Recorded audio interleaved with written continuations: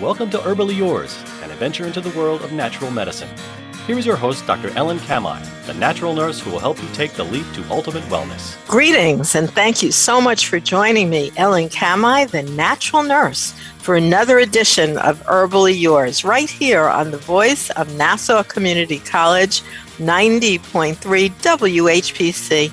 Herbally Yours brings you the latest information about the many facets in the world of natural living.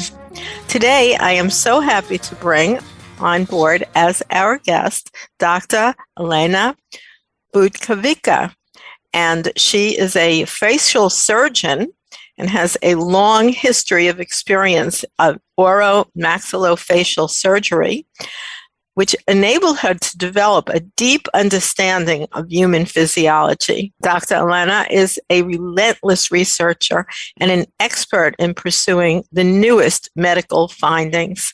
She believes that nature provides us with the resources to promote vitality and longevity, and they're available to everyone. Dr. Alena combines ancestral knowledge of ancient cultures with a scientific approach to support health and longevity, especially as it relates to skin health. Thank you so much for being our guest today, Dr. Alena.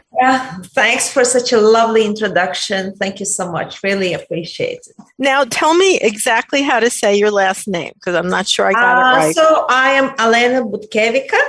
So yes, that's my name. And can we call you Dr. Alena for this interview today? Absolutely. Yes. Oh, that's great. And we do have a link to your website. And a lot of people listen to us live, but then also many people listen all around the world on the simulcast and also on the archives.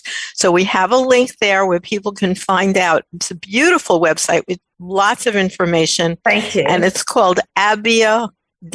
That's ABBIO.io. And we'll mention that again towards the end. Let's go back in time. And why did you decide to become a doctor in the first place and then a surgeon? So I guess it runs in my blood. So my grandmother was a healer, and then my two aunts, they were doctors. And since I was in a kindergarten, I always treated somebody. It's just something, it runs in me to make people feel good, to be healthy. That's what makes me happy. That's what makes me wake up in the morning, because when I can put a smile back on the people's face, that they are out of pain, that they feel good, they look good, they can walk without limping, what can be better? Yeah. So when you go back to your grandmother being a healer, I imagine if you're using that particular word, like my grandmother is from Greece, and she was the village midwife, healer, and she actually taught me when I was very little. I followed her around. She had 35 grandchildren, but out of all of them, I was the one who followed her around. And she would actually go outside and gather plants that she used in teas, drying them. Each one you had to collect at a certain time of year. So did you have any experience like that with your healers? Absolutely. Not only a particular time of the year, but we also gather plants at a particular time of the blooming, or, if it's too late. So let's just think about a fruit, right? If we talk about quality of the natural ingredients, if you think about like a peach, you don't want to eat it if it's not ripe, and you don't want to eat it when it's rotten. You have to find that right time when that peach is in the highest quality, has the most ingredients, has the most vitamins, and brings the best benefit to you. So same goes for every natural ingredient. It has to be picked at the right time, and then it has to be dried in the way that you don't fry it or you don't process it. So that's an excellent answer. So, and that has to be learned. So when you learn from a traditional healer, they'll bring you around and teach you those things. Right. It just in my blood. And I used to have a huge farm because my idea was, my exit stretch, even though it didn't happen, was to have a retreat for stressed out people. And so I lived on a farm because I used to be a very avid horse rider until I got an accident with horse. And that's changed. Me too. Me too. I actually, falling off a horse and being told I would never walk again is what led me to natural medicine, because at that time, which was over 60, almost 70 years ago, I looked in the card catalog in the library for natural things for this falling off a horse back problem that I had. There was so much there. And yet the doctor did not tell me one single thing. So I started looking into it and used those things, and I got much better. And that is what set me on my life path to become the natural nurse. So then why did you go to surgery after you became a doctor? So to be a surgeon, you have to have a good dexterity, good hands, because if it's a craft. It's not only healing, but if you don't have a right three-dimensional vision and you don't have a right touch, it's not a fine surgery. So I've been teaching at Boston University, and I looked at the students, and sometimes it seems like they have two left hands and they are going to be surgeons. Like, I was talking to the dean at the time and said, listen, it's not right for them to be as surgeons, right? So it has a special skill of dexterity, and I was always very good with hands, knitting, doing all kind of crochets and everything. So and it also requires tremendous patience. Sometimes you think, oh, this is a piece of cake surgery, and I've done more than 15,000 surgeries. Wow! But doing the surgery, sometimes you think, oh, it's easy. And it turns out instead of an hour, you go into 5 hours. You have to be very patient. You have to be very, very patient to do it to perfection. And your specialty was oromaxillofacial surgery. What is that? From eyes to throat. Everything, so basically on the face. Everything, face, trauma, skeletons, jaws, dental implants, reconstructive surgeries, traumas, accidents, cancer, you name it. So that now, you've evolved beyond that. You had your surgery career, obviously. We're talking about 20 years, not a minute, with a deep understanding of human physiology. And what you're doing now is using those skills to actually work on how people can really support their skin health more in the sense of using natural therapeutics.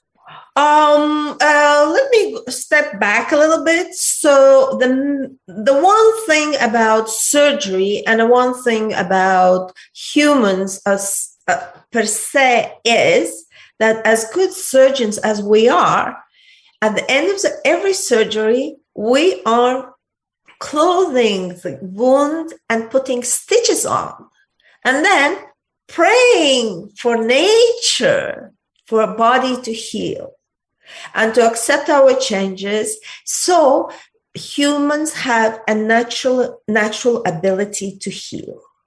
And that was my major thing, because no matter if you cut a hand making a nice salad for your dinner, you can put a Band-Aid, you can be unhappy, you can swear, still body is going to heal. If accident happens, break arm or leg, it doesn't matter where in the body, because the body is united. It's a one big microcosm. And if you have natural ability to heal and regenerate through the boosted circulation and lymphatic drainage, you're gonna regenerate much faster. And so that was my topic, where I did my PhD in biomaterials, is how to heal the wounds after the surgery without inflammation and pain. And that's where I came in 2011. I came to ingredient which boosts circulation and is strongly anti-inflammatory. So by that, I just transform it into the skincare and healthcare through the natural ingredients to apply and to be delivered to the body via skin, which is the biggest organ in our body. And these kinds of skin creams and applicants people can use even if they're not having surgery. That's the point. Right. That is the whole point, yes. So what motivated you to create these skin applications? So as I mentioned, skin is the largest organ, and skin is the one organ through which we technically breathe, if you talk through the Chinese medicine, for example. But just giving a live example, why do we go to the shower? Because we start to smell, we get sticky, because we excrete through the skin, like sweat and everything else. So we wash it off. That's why we take a shower. On the other hand side, we also consume through the skin. That's why we have nicotine patches, lidocaine patches, and all kind of patches, because skin also absorbs. That's so true. And I've been talking about that for years in terms of the toxic ingredients that are in many skincare products. And yesterday, just currently, let's say, because people might listen to this a long time from now, but currently there's a big news story about them pulling deodorants off the market that have benzene in them, because the benzene does cross that skin barrier and can act as a carcinogen. So it does matter what's in your skincare products. It does matter 200%. And especially, I want to compare food industry with the skincare industry, and how food industry is so much ahead of skincare industry, because so we go to the store, we buy olive oil, for example, it's cold process, first press. It's 100% virgin, right? We're not buying a processed olive oil. We consider it cancerogenic. Whereas if I am making a cream, a natural cream, I can have already a processed oil, because it doesn't have color anymore, because all natural creams, has color. There is practically nothing which is white in the nature. If you see a natural cream which is white, it's not natural anymore. Because it's going to have a coloring agent in it, which if you read the little paragraph under it, will usually say perhaps zinc oxide or some kind of, coloring Every agent. Natural ingredient, just give you an example. There was a advertisement for cream was turmeric. What color is a turmeric? Orange. Very orange. Right. And if you have a very white cream which has a turmeric in it, there's something wrong, right? Well, they could actually put a sprinkle in and it's not going to show up, right? There's not going to be enough turmeric. It's not going to work either, right? Exactly. So, and also with food industry, if you want to have a maximum amount of vitamin C from the grapefruit, would you boil it first, or you would eat it fresh? So technically you would eat it fresh, right? So because once you process with heat, usually the most sensitive things like vitamins and enzymes, they do die. Right. Well, that's so interesting, because you do have to know that, because you said usually, and that's true, because some active constituents such as lycopene in a tomato actually is released better after heat than in a raw tomato. So, it's definitely true that it's specific according to the nature of that item. Yeah, there is no question. But right now, so what's happened in the cream industry, to have a cream with a long shelf life, we heat them up to 75, 80 degrees Celsius. So that's another very interesting point that you're saying, doctor. You're saying that if you just make a cream, and people do this, they'll make it at home, some kind of concoction, and then they keep it, and you know what? It goes bad. It grows microorganisms, and it might change smell or not, depending on which microorganisms you use. So if that's unregulated, it can be dangerous. No, what I'm saying, you absolutely have to make all the tests. Like with our products, we all have tests for stability, for preservation, right? There have to be a preservatives. There is no way you can start to spread microbes, right? It's absolutely out of the question. You have to have all those tests. You have to have skin irritation patch done independently by a third party. And we have on our creams, it all done, just to be sure that we are providing the safe products. But there is a way to combine these ingredients without heating. So you're calling that cold processing? Yes, it's called cold process. And they are natural gums like sandem gum and other gums which we are using in a food industry and which are considered to be very healthy. We can, guar gum and other gums, we can use them to create a cream without heating it up. So that's going to maintain a lot of the more natural active constituents. Absolutely. Absolutely. All the vitamins, we can talk about many different chains and different ingredients because in sometimes I have to use 40 ingredients to get the right balance between good toxin release at the same time, boosting natural microcirculation into the area to improve healing capabilities. It's excellent for people with arthritis. Right now we did excellent studies on people with diabetes. It's a $90 billion industry in the United States, and in the whole world, every 3 seconds somebody is getting his leg amputated. That's so true, especially with diabetes. But yeah, because of the poor circulation. And we have a natural solution to that. Well, that's something we're not allowed to say, okay, because the government will pull this radio show. They're not allowed to say. Natural solution, natural solution. Obviously, we are working on FDA approval for antibacterial, but we can reduce swelling. Absolutely. Right. So you have to say it like that. Yeah, I'm sorry. Because that has to do, then we go into a political discussion, which isn't a bad thing. But we can help. But I do want to share with our listeners that the politics are such now that if people say that natural things, quote unquote, cure any disease process, they actually go after the people saying that and take them off of YouTube, take them off of any kind of national process. And there's a big thing about that right now, unfortunately. I'm taking my words back, but I would say that it helps to relieve.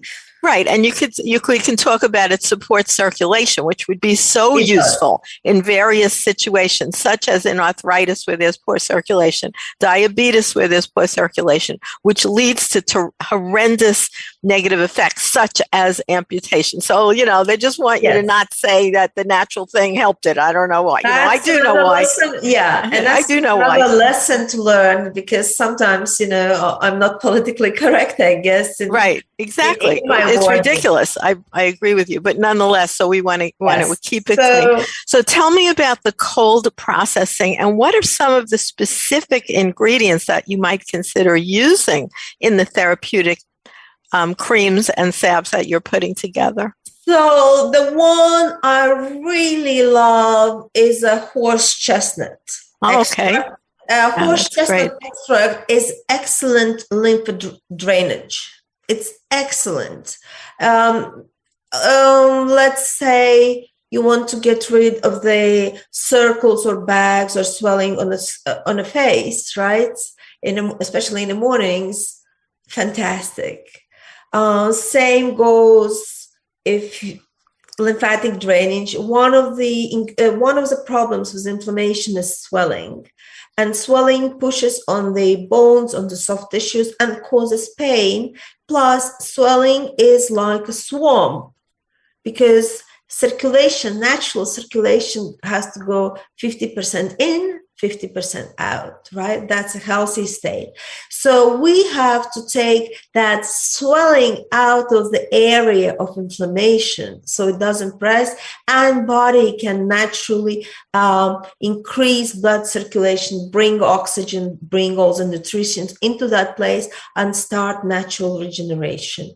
So therefore, I love horse chestnut extract. And that has been used also for things like varicose veins and lots of different lymphatic issues. I collect the horse chestnuts because we have horse chestnut trees right on Long Island, and you have to collect them late in the fall.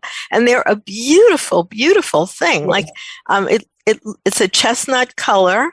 The seeds, and they're very, very smooth. I use them as worry stones, just put it in my pocket because it's got this beautiful, smooth, velvety outside.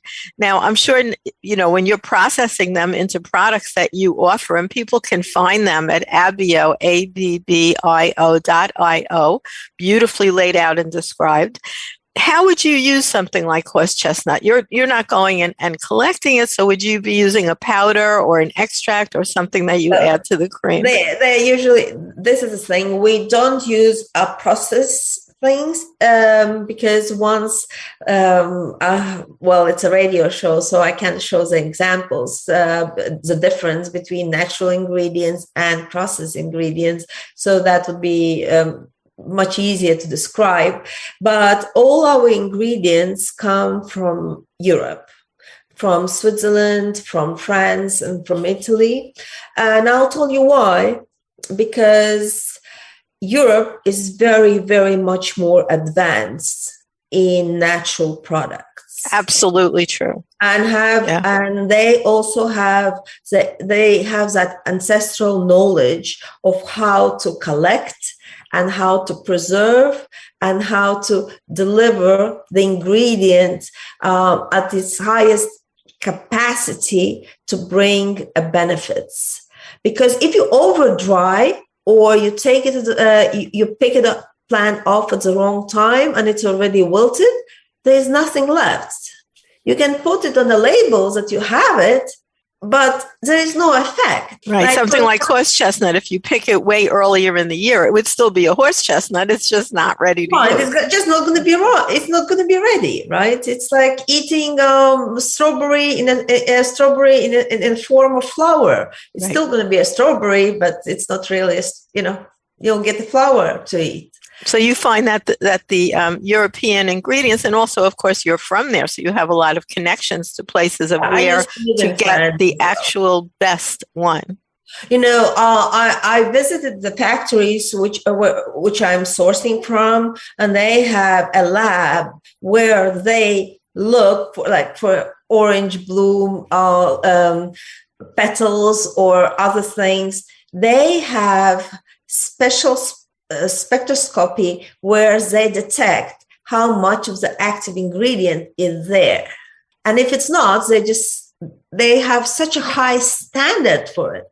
And they maintain that standard. And you can see they are sending batches away because some ingredients come from Morocco, from like aloe vera doesn't grow in Long Island really, right? It does great in Arizona though. Yeah. But again, in the skincare industry, usually aloe vera comes in the form of processed powder, or like in my case, I'm using aloe vera juice, which you can drink. It tastes like aloe vera, it smells like aloe vera, and it has an effect like aloe vera. And of course, if I buy aloe vera powder, I just don't believe in it. Right. And you could add it to the products and say aloe vera on the label, but it's not going to have the same effect. Yes. Right. Yes. So, cosmetic industry, and it's kind of a little bit shady in a sense, because you can have different, the products, ingredients come in different quality. Right. And that's true too. Even in the food industry, that is true too. But since you are so knowledgeable about what the outcome is, and also since you're a research scientist, you can test for yourself which kind, when you source it, gets you the best quality end product. Again, yeah, it helps me a lot, because I used to, like, as I said, I was an avid horse rider. So I was living between my surgical office. Most of the time I lived on a farm on a big place where we were collecting for our own needs, ingredients for teas, for, even dandelions, you can make a nice drink from it, and it's considered very healthy. It's not done in the United States, but what I want to say, you can see the difference. You can smell. You can, like, you have a rose. Right. So you go into actually checking it. Now, we're going to be ending our wonderful conversation today very shortly. And I just want to tell our listeners that you're listening to Dr. Alena Butkevica. She is both an MD, a DMD, and a PhD, a very widely studied person who has now put her great talents into formulation of very, very natural skincare. And if you want to find out more about that, we will have a link right on this show, and it's ABBIO.IO. And it talks a lot about the doctor and very specific ways she has put all natural ingredients together in ways that you can use them at home. So thank you so much for being our guest today. Thank you, Ellen. Your questions were absolutely incredibly smart, and they are, I have to think, what I want to say, because I want to say so much more, but it was my pleasure to be with you, and looking forward to talk to you soon. Thank you all very much for listening to us today. You have been listening to Herbally Yours, produced in the studios of 90.3 WHPC, Nassau Community College, Garden City, New York. For further information, email us at whpc@ncc.edu. This is your host, Ellen Kamai, the Natural Nurse, at naturalnurse.com, inviting you to stay with us and join us again next week for another edition of Herbally Yours. Until then, stay healthy.